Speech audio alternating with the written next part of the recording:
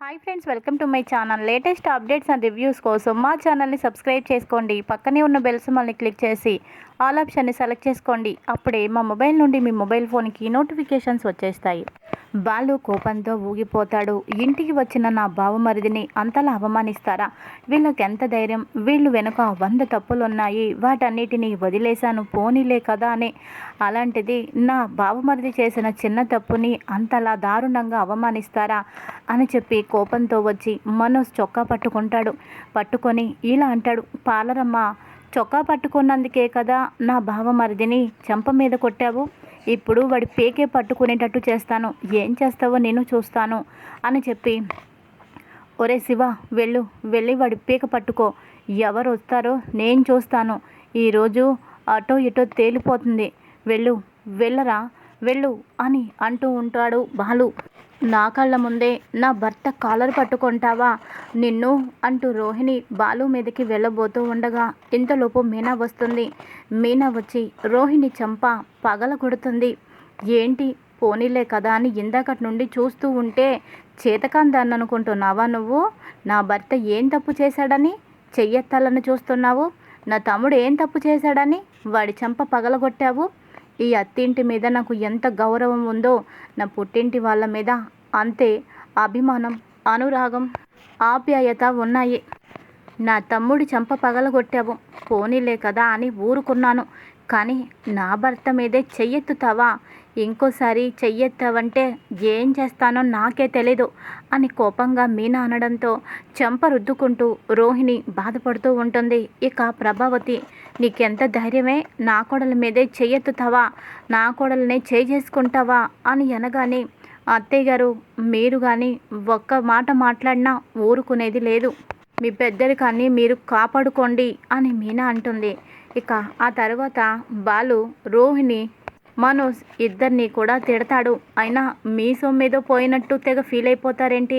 నా బండి తీసుకెళ్ళాడు, అయితే తప్పేంటి? అది మేము చూసుకుంటాము, మీకు సంబంధం లేని విషయం.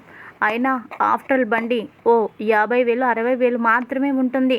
కానీ నీ మొగుడు అనబడే లక్షలు దొబ్బేసి తినేసినవాడు, ఎత్తుకెళ్ళినోడు 40 లక్షలు తీసుకువెళ్ళాడు.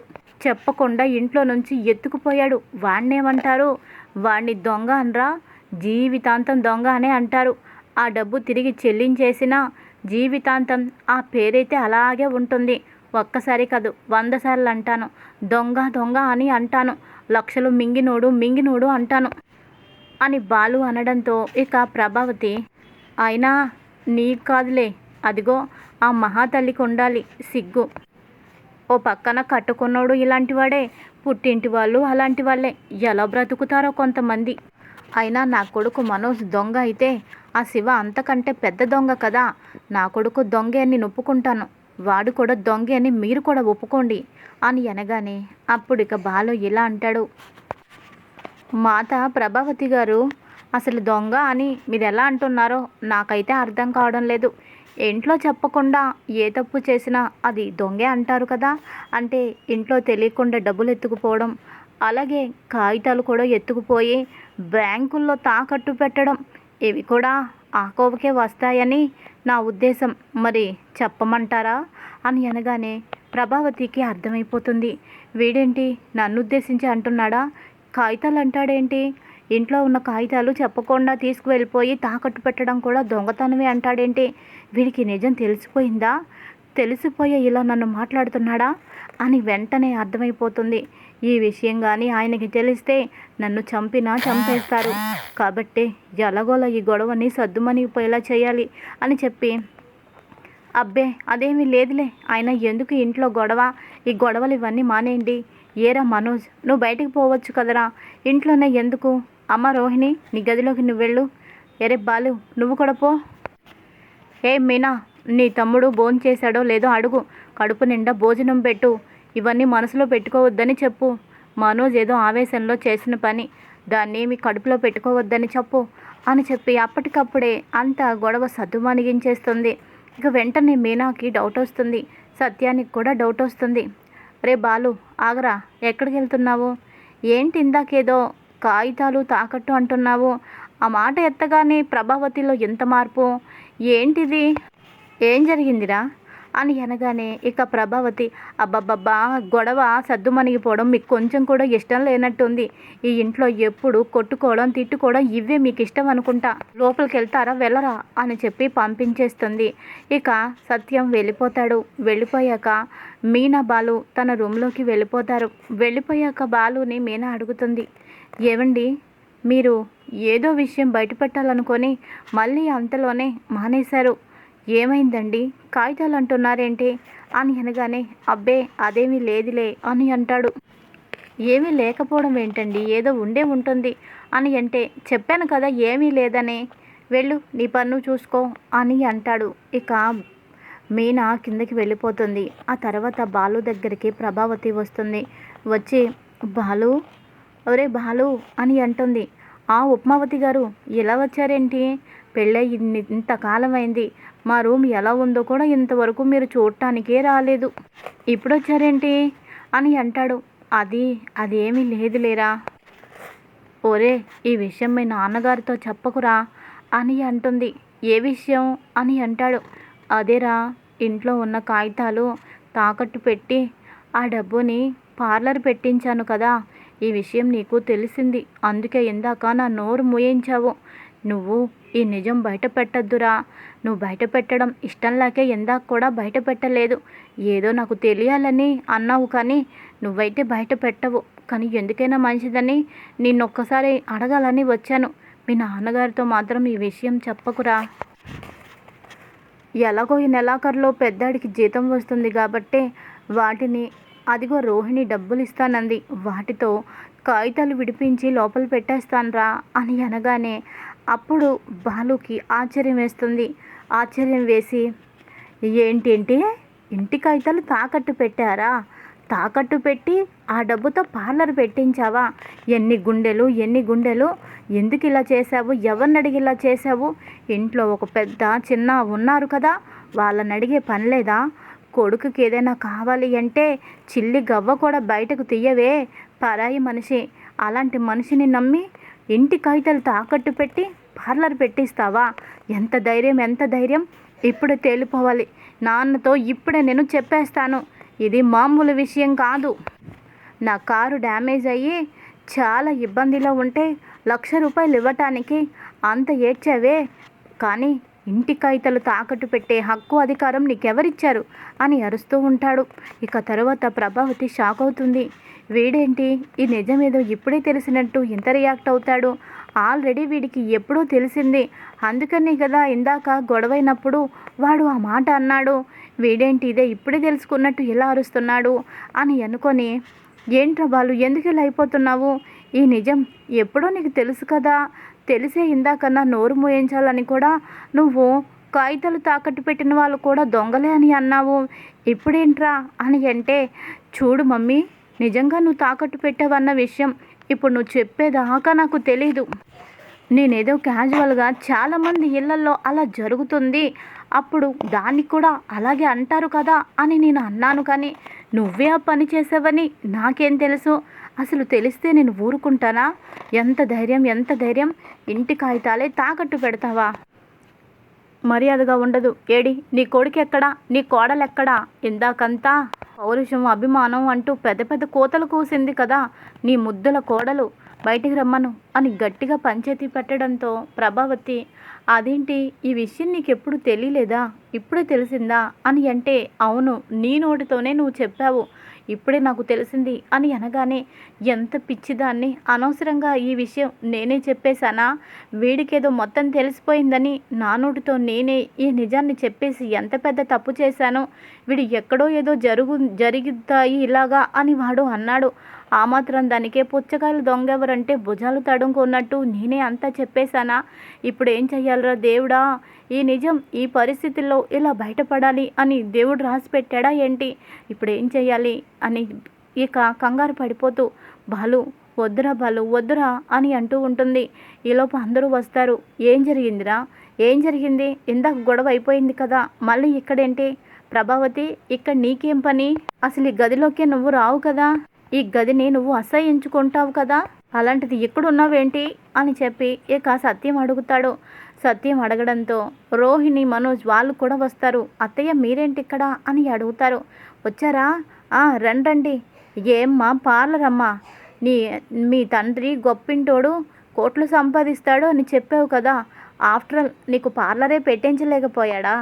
అయినా మీ నాన్న పెట్టిస్తాడో పెట్టించడో అది మాకు సంబంధం లేని విషయం. అయినా ఈ ప్రభావతమ్మ ఇంట్లో పిల్లలు అడిగితే 100 రూపాయలు కూడా తీసివ్వదు. ఎలాంటి అవసరం ఉన్నా 10 రూపాయలు కూడా బయటకు తీసి ఇచ్చిన దాఖలాలు లేవు.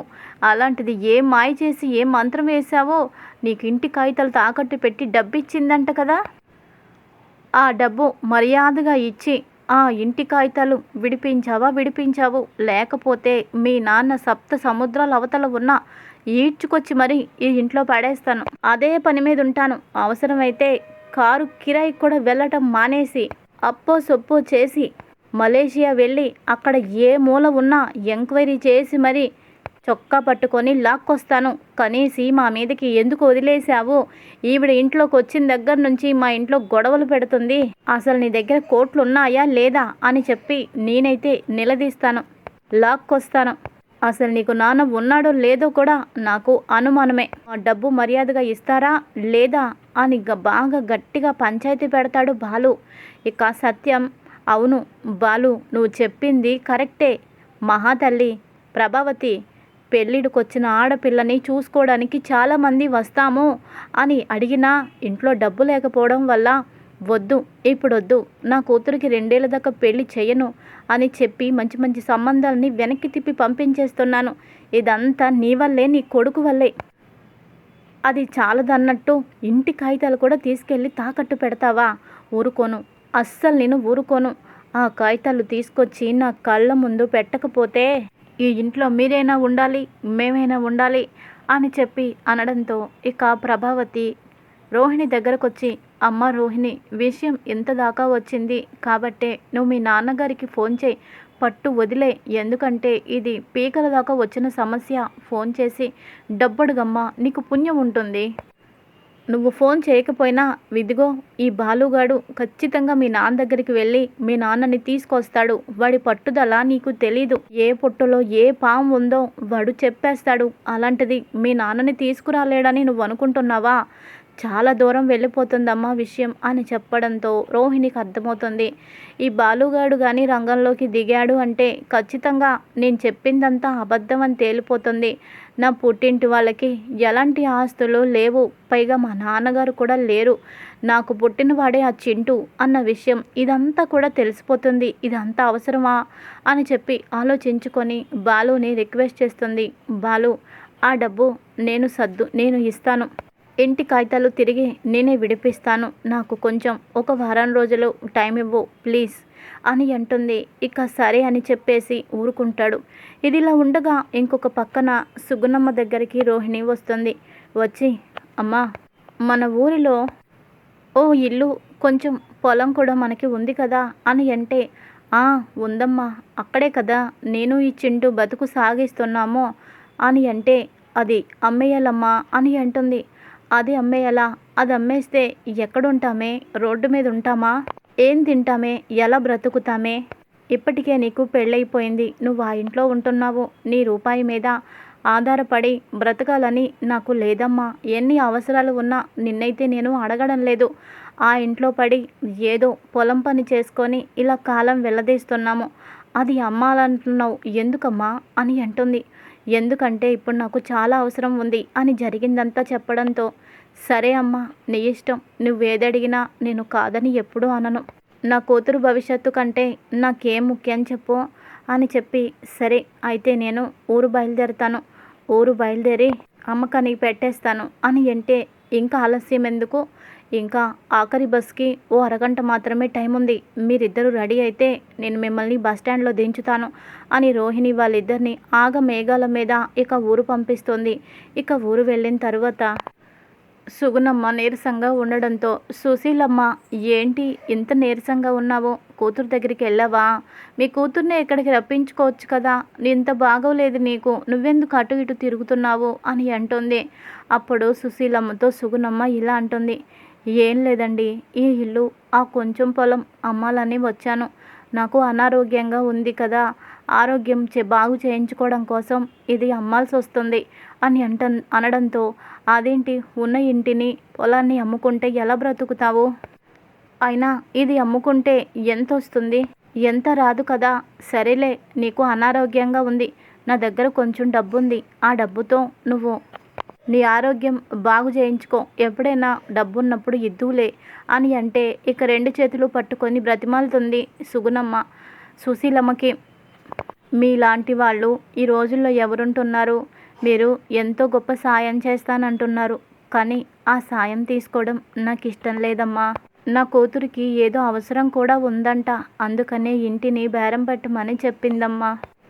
ఇంటిని ఎవరైనా కొనేవాళ్ళు ఉన్నారేమో చెప్పండి అని అంటే, ఎవరూ లేరు, ఇప్పటికిప్పుడంటే ఎవరు వస్తారు అని అంటుంది. ఇక సుశీలమ్మది బ్రతిమాలుతుంది సుగుణమ్మ. అంత మాట అనకండమ్మా, డబ్బు చాలా అవసరం, కూతురికి ఏదో చాలా అవసరం ఉందట, ఈ ఇంటిని మీరే కొనండమ్మా. ఇంకా సుశీలమ్మ, సరే నేనే కొంటాను, నా నా మనవడు బాలు, వాడి పేరు మీద ఇల్లు కొంటానులే, నువ్వేమీ కంగారు పడద్దు, నీ ఆరోగ్యాన్ని నువ్వు పాడు చేసుకోవద్దు, నా కొడుకుని నా మనవడిని నేను ఇక్కడికి పిలిపిస్తాను అని అనడంతో, సరేనమ్మా అలాగే, నిజంగా మీ రుణం నేను తీర్చుకోలేను అని అంటే, అయ్యో ఇంట్లో రుణం ఏముంది, అలాంటి పెద్ద పెద్ద మాటలు ఎందుకులే అని చెప్పి అంటుంది. ఇక ఆ తర్వాత రోహిణితో, అమ్మ రోహిణి, బేరం అయిపోయిందమ్మా, మరో 2 రోజుల్లో డబ్బు అందుతుంది అని చెప్తుంది. సరేనమ్మా.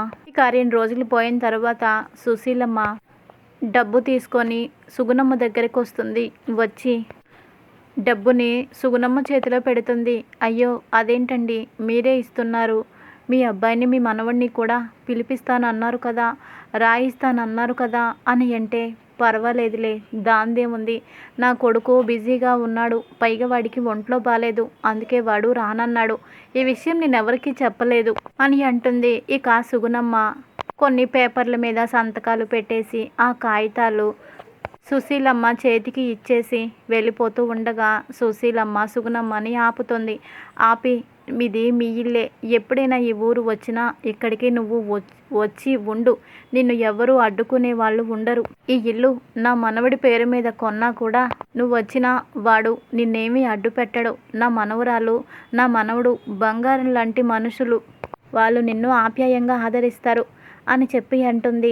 సరేనమ్మా అని చెప్పి తనకున్న బట్టలు తీసేసుకొని చింటూ సుగుణమ్మ ఇద్దరు వచ్చేస్తారు. వచ్చేసి ఆ డబ్బుని రోహిణి చేతిలో పెట్టడంతో, ఇక రోహిణి ఆ డబ్బు తీసుకొని నట్టింట్లో నిలబడి అందరినీ పిలుస్తుంది. అందరూ వస్తారు. అందరూ రాగానే ఆ డబ్బుని నేలకేసి విసిరి కొడుతుంది. అందరూ షాక్ అవుతారు. ఏంటిది అని సత్యం అంటాడు. అది మామయ్య గారు, ఇది డబ్బు, ఈ డబ్బు కోసమే కదా బాలు అంత గొడవ చేశాడు, నిన్ను తలుచుకుంటే 2 రోజుల్లోనే 10 లక్షలు తీసుకొచ్చి ఇచ్చాను, అది నా రేంజ్ అంటే, అదే మీనాని తెమ్మని చెప్పండి, ఓ 10,000 కూడా తీసుకురాలేదు, అది తన రేంజ్ అంటే, నాలాంటి వాళ్ళు అంటుంటే ఇలాంటి వాళ్ళు పడ్డంలో ఏ మాత్రం తప్పు లేదు, ఈ రోజు నుంచి నన్ను కానీ నా భర్తని కానీ ఒక్క మాట అన్నా నేను ఊరుకునేది లేదు, అత్తయ్య గారు ఆ డబ్బంతా ఏరుకొని వెళ్ళి ఆ సేటుకి ఇచ్చేసి కాగితాలు తీసుకురండి అని చెప్పి అనడంతో, అలాగేనమ్మా అలాగే అని చెప్పి నేల మీద వంగొని డబ్బంతా తీస్తూ ఉండగా బాలు చిటికి వేసి రోహిణిని పిలుస్తాడు. ఏయ్ పార్లరమ్మా, డబ్బది, డబ్బుని అలా విసిరి కొడుతున్నావు, కళ్ళు నేల మీద ఉంచు, ఆకాశం వైపు కాదు, నీలాంటి వాళ్ళే వెళ్ళి ఏ బురదలోనూ పడతారు, మర్యాదగా ఆ డబ్బంతా తీసి ఆ డబ్బుని ప్రభావతమ్మ చేతిలో నువ్వే పెట్టాలి, లేకపోతేనా అని గట్టిగా వార్నింగ్ ఇవ్వడంతో, ఇక ఆ డబ్బంతా తీసి ప్రభావతి చేతిలో పెడుతుంది. ఇది ఇలా ఉండగా ఇంకొక పక్కన బాలుకి ఫోన్ చేస్తుంది సుశీలమ్మ. ఏంటి షీలా డార్లింగ్, చాలా రోజుల తర్వాత గుర్తొచ్చానా, ఫోన్ చేయడం మానేసావేంటి అని అంటాడు. అదేమీ లేదు లేరా, 4 రోజులేగా అయింది, నువ్వు అలాగే నీ పెళ్ళం ఇద్దరు వచ్చేసేంటి వెంటనే అని అంటుంది. ఏమైంది షీలా డార్లింగ్ అని అంటే, ఏమీ లేదు లేరా, రండి ఒక శుభవార్త, మీరు రండి అని అంటుంది. శుభవార్త? ఏం శుభవార్తే చెప్పు అని అంటాడు. చెప్తే గాని ఈ నానమ్మని చూడాలని లేదా, రండిరా రండి అని అనడంతో సరే షీలా డార్లింగ్ ఇప్పుడే బయలుదేరి వస్తాము అని చెప్పి బాలు ఇక మీనా ఇద్దరు ఊరు బయలుదేరతారు. ఊరొచ్చిన తర్వాత ఏంటి మా నాన్నమ్మ ఎప్పుడూ లేనిది ఎంత అర్జెంటుగా రమ్మని చెప్పింది, ఒంట్లో ఏమైనా బాగాలేదా, ఆ మాట చెప్తే కంగారు పడతామని చెప్పి వచ్చేదాకా చెప్పకూడదని కామ్గా ఉందా అని కంగారుగా లోపలికి వెళ్ళి షీలా డార్లింగ్ ఎక్కడున్నావు అని అంటే ఇక బయటకు వస్తుంది నవ్వుతూ. అమ్మయ్య నవ్వుతూ వచ్చావంటే నీకేం కాలేదు, కంగారు పడిపోయాను కదే నీకేదైనా జరిగిందేమోనని ఏడుపు వచ్చేసింది నువ్వు కనిపించకపోయేసరికి, అంత బాగానే ఉంది కదా అని అంటాడు. పిచ్చి మనవడా నాకేమవుతుందిరా, నాకేం కాలేదు, నేను సంపాదించిన డబ్బంతా సంవత్సరం మీ అమ్మ ఏదోలా గొడవ పెట్టి తీసుకొని వెళ్ళిపోతుంది. ఆ డబ్బంతా మనోజ్కే తగలేస్తుంది. రూపాయి కూడా వాళ్ళు సంపాదించలేరు. డబ్బులన్నీ అలాగే మీ అమ్మ నాశనం చేస్తుంది. నీకంటూ ఏమీ మిగిల్చలేదు. ఆ కుటుంబం కోసం నీ రెక్కలు ముక్కలైపోయేలాగా నువ్వు కష్టపడుతూనే ఉన్నావు. అందుకని ఈసారి కౌలుకొచ్చిన డబ్బులతో ఇల్లు కొన్నాన్రా అని అంటే, ఏంటి షీలా డార్లింగ్ నువ్వు ఇల్లు కొన్నావా అని ఆశ్చర్యపోతాడు. అవునరా పక్కనే రా చూద్దువు కానీ అని చెప్పి మీనాని బాలుని ఇద్దరిని లోపలికి తీసుకువెళ్తుంది. ఇక ఆ ఇల్లు చిన్న ఇల్లైనా చక్కగా ఉండడంతో బాలు మురిసిపోతాడు. మీనా కూడా మురిసిపోతుంది. మా కోసం మా నానమ్మ ఎప్పుడు కూడా ఏదో ఒకటి చేస్తూనే ఉంటుంది అని మీనాతో చెప్తాడు. ఇక తర్వాత మీనా అలా అంతా చూస్తూ ఉండగా ఓ చోట రోహిణి పెళ్లి ఫోటో కనిపిస్తుంది. అది చూడగానే ఒక్కసారిగా షాక్ అయిపోతుంది. ఏంటి రోహిణిలాగా ఉంది, రోహిణికి ముందే పెళ్ళయిందా అని ఆశ్చర్యపోయి అలాగే చూస్తూ ఉండడంతో బాలు వస్తాడు. ఏ పూలగంప ఏంటి ఇక్కడే నిలబడిపోయావు, చేతిలో ఏంటి ఏదో ఫోటోలా ఉంది అని దగ్గరకొచ్చి చేతిలో ఫోటో తీసుకొని చూస్తాడు. చూసి ఒక్కసారిగా షాక్ అయిపోతాడు. ఆ ఫోటో ఎవరిదో కాదు, రోహిణి భర్తది. ఇద్దరు షాక్లో నుంచి తేరుకుంటారు. తేరుకున్న తర్వాత అమ్మ పార్లరమ్మ నీకు ముందే పెళ్ళయిందన్న మాట, ముందే పెళ్ళయి ఆ నిజాన్ని దాచేసి మా ఇంటికొచ్చి పైగా మమ్మల్ని మోసం అన్యాయం దగాకోర్లు అంటూ మమ్మల్ని తిడతావా, నీ సంగతి చెప్తాను అని బాలు అంటూ ఉంటాడు. ఇక తర్వాత సుశీలమ్మని అసలు ఇల్లెవరిది ఎవరమ్మారు అని చెప్పడంతో మొత్తం అంతా చెబుతుంది. సుశీలమ్మ ఓ చంటి బిడ్డ, అలాగే ఓ పెద్ద ఆవిడ ఉంటారు. ఆవిడకి ఓ కూతురు కూడా ఉంది. ఆ కూతురికి పెళ్ళైన తర్వాత ఓ బిడ్డని కన్న తర్వాత భర్త చనిపోయాడు. ఇప్పుడు వాళ్ళకి ఏం అవసరం వచ్చిందో ఇదిగో వద్దన్న ఈ ఇల్లు అమ్మేసి ఆవిడ వెళ్ళిపోయింది అని చెప్పడంతో బాలుకి అంతా అర్థమైపోతుంది. ఈ పార్లరమ్మ డబ్బు తీసుకొచ్చి మా మొహాన కొట్టింది ఈ ఇల్లు అమ్మేసే అన్నమాట. అంటే ఖచ్చితంగా ఆ కొడుకు కూడా రోహిణి కొడుకే. ఆ రోజు హాస్పిటల్లో ఆవిడ్ని మేము అడ్మిట్ చేసినప్పుడు కంగారుగా వచ్చి ఒక ఆవిడ రిసెప్షన్లో డబ్బు కట్టి తీసుకువెళ్ళిపోయింది అని అక్కడ నర్స్ చెప్పింది. ఆవిడ ఎవరో కాదు, ఈ పార్లరమ్మ నీ దొంగతనం బయటపడింది, నీ గుట్టు రట్టయింది. ముందు పెళ్ళవ్వడం బిడ్డ ఉండడం తప్పు లేదు, అది తప్పు కూడా కాదు, కాకపోతే ఆ నిజాన్ని నువ్వు చెప్పకపోవడం మాత్రం తప్పు అని చెప్పి మీనా పద వెళ్దాం, ఇప్పుడే తేలిపోవాలి, ఇంట్లో పెద్ద యుద్ధమే జరుగుతుంది, నిన్ను నీ తమ్ముడిని నీ పుట్టింటి వాళ్ళని అన్నన్ని మాటలు అంటారా, అందుకే చూసావుగా దేవుడు ఎలాంటి తగిన శాస్తి చేశాడో, ఇప్పుడే వీళ్ళ గుట్టు రట్టు చేస్తాను అని అంటే ఇక మీనా వద్దు, వాళ్ళు గడ్డి తిన్నారని మనం కూడా తింటే అర్థం ఉండదు, దయచేసి ఈ నిజాన్ని మీరు ఇప్పుడే వదిలేండి, ఇక్కడే మర్చిపోండి, మీరు ఈ నిజాన్ని మీ అంతటా మీరు బయట పెట్టద్దు, అసలు రోహిణి ఈ నిజాన్ని దాచిందో లేదంటే మనోజ్కి చెప్పే చేసిందో మనకి తెలియదు కదా, వద్దు అని ఆపుతుంది. ఇది ఈరోజు ఎపిసోడ్. మరి తర్వాత ఏం జరుగుతుంది, రాబోయే కథలో ఎలాంటి ట్విస్ట్ ఉంది ముందు తెలుసుకుందాం. Thanks for watching.